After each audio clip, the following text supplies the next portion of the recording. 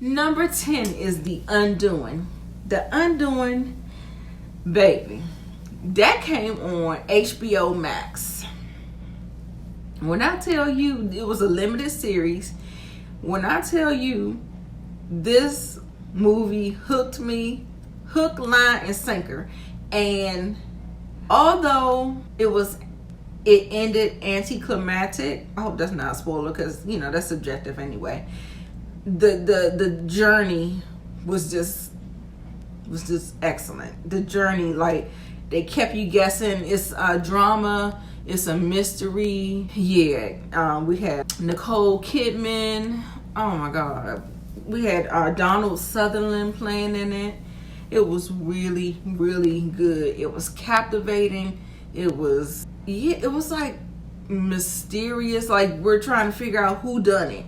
And it's basically about a wealthy therapist in New York City. Her life gets turned upside down after her and her family is dragged into a murder case. You was thinking this person, like the next episode you'd be like thinking this person, thinking that person. So it just always kept you on your feet, you know what I'm saying, with the twists and turns and stuff like that. So love that. The Undoing on HBO Max.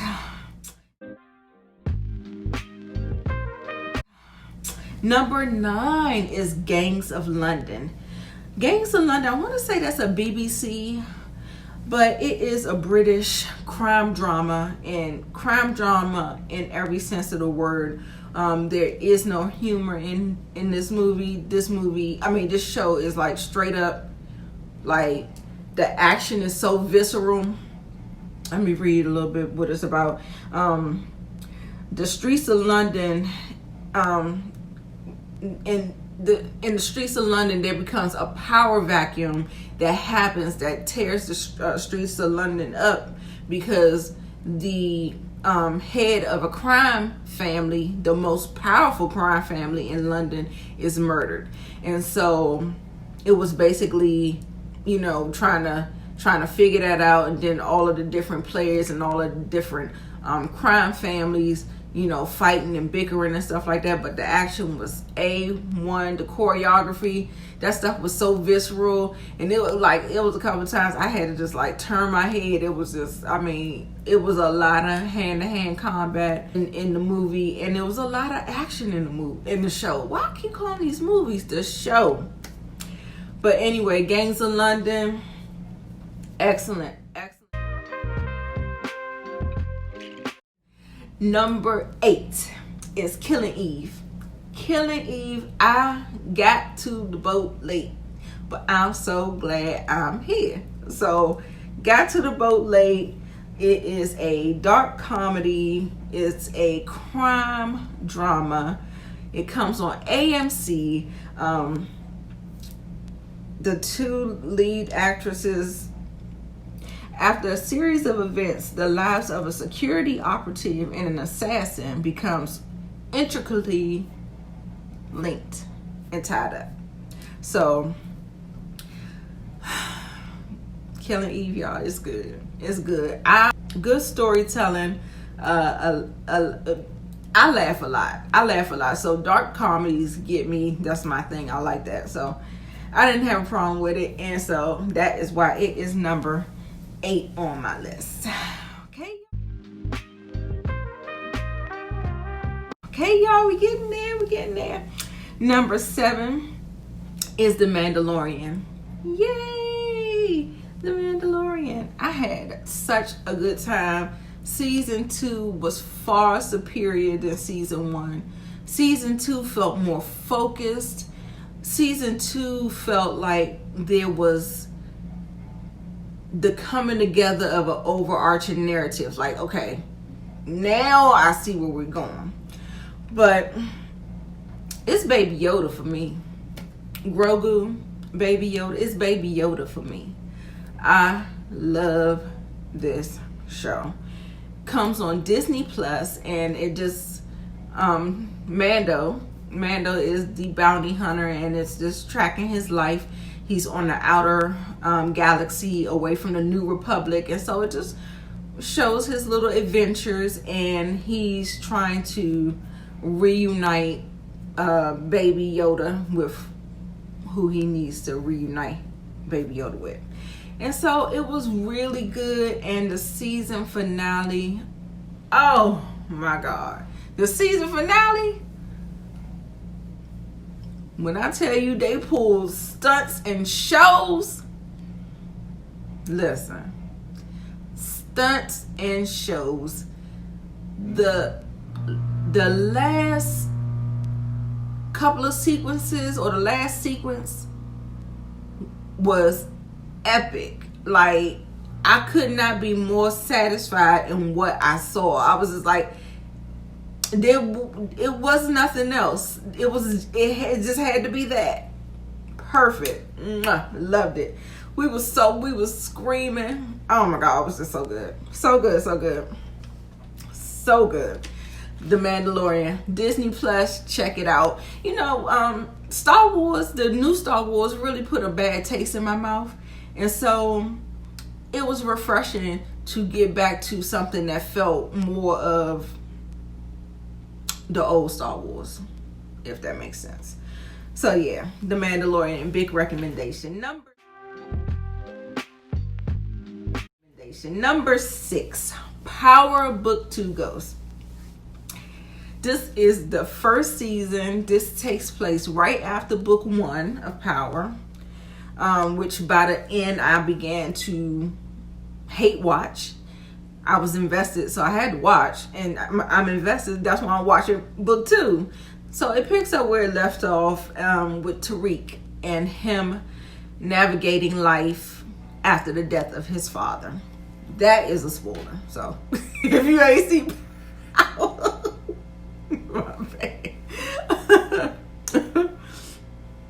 anyway, so yes, it was pretty good. I was very hesitant because, like I told you, once we started getting to like season 6 of Power, I was hate watching this show.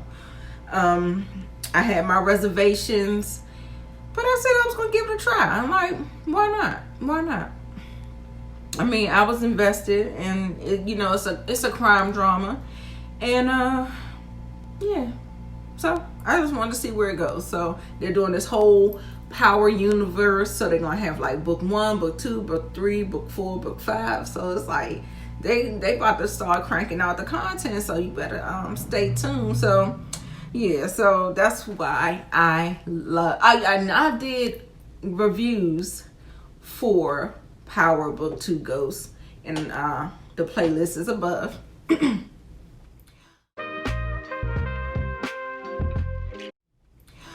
Number 5 is Misha Green's Lovecraft Country. Oh, HBO Max. HBO Max was coming in at a close second as far as the shows. Well, I said Netflix was first. I had more Netflix shows on here, and then second will probably be HBO Max, and the next after that will be Amazon. But Lovecraft Country, it was a drama, fantasy, a little sci-fi, a little horror. There was so many different genres that the episodes had, and all but one nailed the tone. Like, they were able to shift through the different genres without it being so jarring. It was really good. And if you look at the trailer, there are monsters. The show is weird. It is weird, but it is chock full of allegories, symbolisms. It's so layered. It was really, really deep. You definitely would have to watch like 2 or 3 times to really digest what is going on, trying to follow the story and, figure out the different layers that the story was unfolding and uncovering. And it was an excellent show, and I highly recommend it. Misha Green, she always knocks it out the park. If you are familiar with Underground, The actors, Courtney B. Vance, Jonathan Majors, Journey Smollett, they all knocked it out the park. It was so good. It was so good. It was just deep. I mean, it just kind of resonated. It may resonate different with different people, but it just resonated a different way. So it just hit a little different. So good. Number 4 is Ozark. Ozark from Netflix. This was season 3. Yes, season 3 of Ozark.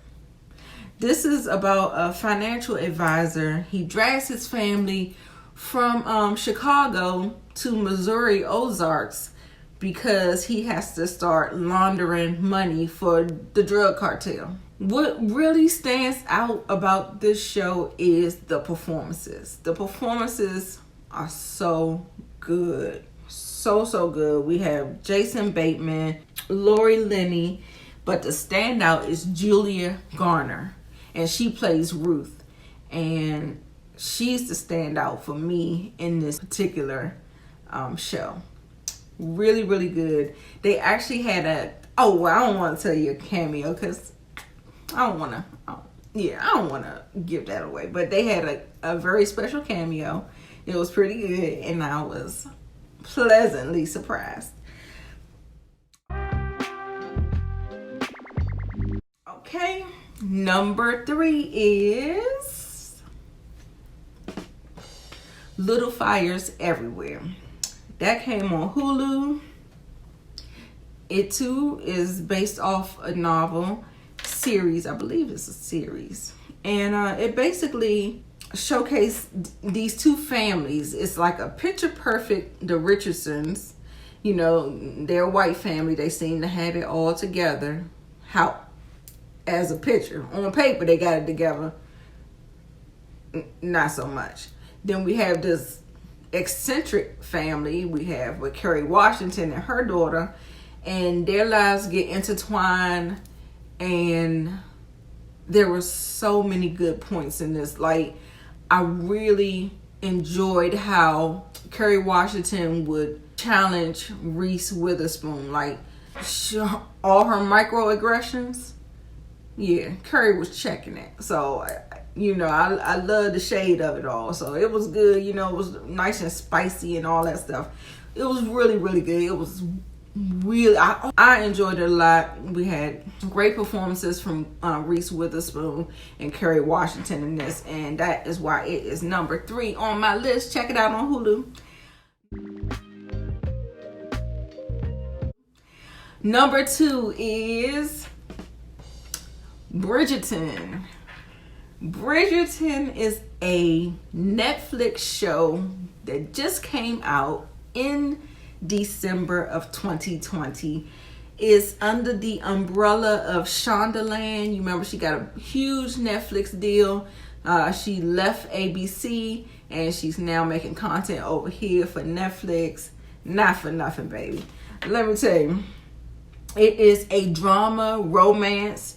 It's about wealth, lust, scandal, and betrayal, and it's among the backdrop of the Regency era in London or Europe or something like that.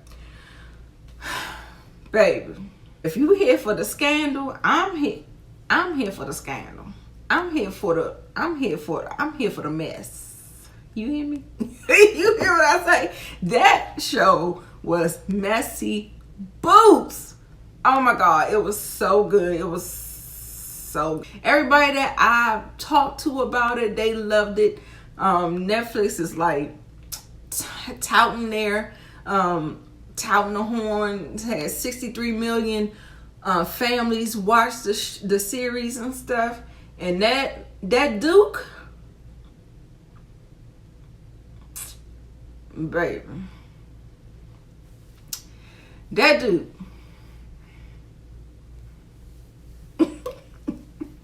That's all I got to say. Oh my God. That show was so good. It was so good.